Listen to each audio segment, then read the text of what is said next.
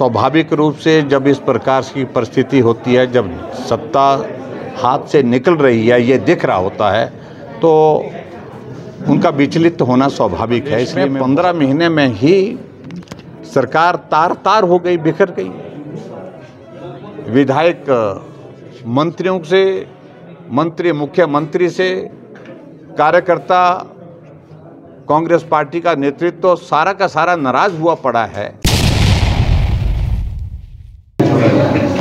सुखविंदर सिंह सुक्खू जी की मनस्थिति को इस वक्त समझने की आवश्यकता है और स्वाभाविक रूप से जब इस प्रकार की परिस्थिति होती है, जब सत्ता हाथ से निकल रही है, ये दिख रहा होता है, तो उनका विचलित होना स्वाभाविक है। इसलिए मैं बहुत ज़्यादा टिप्पणी उनके व्यक्तिगत इस पर नहीं कर रहा हूँ, लेकिन मैं इतने में ज़रूर कहना चाहता हूँ, आखिर वजह क्या रही कि हिमाचल प्रदेश में 15 महीने में ही सरकार तार-तार हो गई, बिखर गई। विधायक मंत्रियों से, मंत्री मुख्यमंत्री से, कार्यकर्ता, कांग्रेस पार्टी का नेतृत्व सारा का सारा नाराज हुआ पड़ा है, निराश हुआ पड़ा है, चौक चौराहे पर बोल रहे हैं। इसलिए हम उनको कह रहे हैं, मेहरबानी करके जो हालात वर्तमान जो बने हैं उसके लिए हमें दोष मत दीजिए। आपकी कार्यप्रणाली जो रही है हिमाचल प्रदेश में, आपको उस पर चिंतन करना चाहिए, कमी कहाँ छूटी है।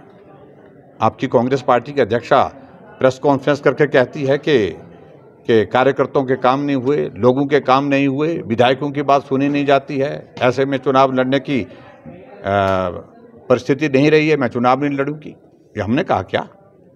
कांग्रेस पार्टी के मंत्रिमंडल से त्यागपत्र देके चले जाते हैं, कांग्रेस पार्टी के मंत्रिमंडल की बैठक से रोते हुए बाहर निकलते, तो इस सारी चीज़ के लिए हम दोषी हैं क्या?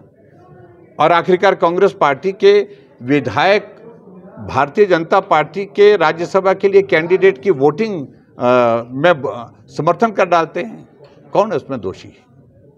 स्वाभाविक रूप से उनको इस बात को समझना चाहिए, ये दोष किसी और के सिर नहीं डालना चाहिए। कांग्रेस पार्टी का नेतृत्व और कांग्रेस पार्टी की जो कमेटी यहाँ पर हिमाचल प्रदेश में उस घटनाक्रम के बाद आई थी, उन्होंने एक ही बात कही है कि मुख्यमंत्री असफल हुए हैं यहाँ पर सारी चीज़ों को मैनेज करने के लिए। ऐसे में ये लाजमी है जो है वो जो हिमाचल प्रदेश में नए नाम पर विचार करना चाहिए। ऐसी बातें वहाँ पर हुई हैं, लेकिन लोकसभा का चुनाव नज़दीक होने के कारण एक ही बात कही गई है कि चुनाव तक थोड़ा रुक जाओ, और चुनाव के बाद हम नहीं, वही लोग जो आपके साथ, जो आपके आजकल पहले खिलाफ बोलते थे, आजकल आपके लिए वो कसीदे कस रहे हैं, वो लोकसभा के चुनाव तक ही हैं, क्योंकि उनको लग रहा है कि लोकसभा के चुनाव के बाद मुख्यमंत्री हटाए जाएंगे और हटाने के बाद हमारा नंबर आएगा। एक नहीं 3 है, वो कौन है वो अच्छी तरह से वो समझते हैं, जानते भी हैं, और लोग भी जानते हैं, प्रदेश के लोग भी जानते हैं।